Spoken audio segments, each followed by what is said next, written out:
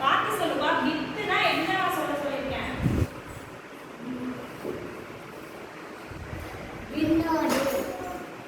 Very good. அவங்க சொல்றாங்க பாருங்க. உன்னோடு.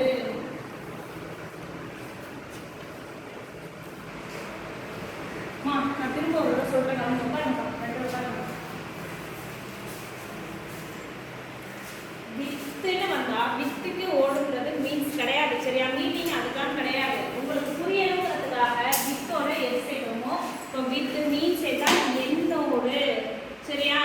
அதுக்காக தான் உங்களுக்கு ஓடுன்னு சொல்லி கொடுத்தேன். வித்தோட எது சேர்த்தாலும் ஓடு அப்படிங்கிறத சேர்த்துக்கணும். புரியுதாமா?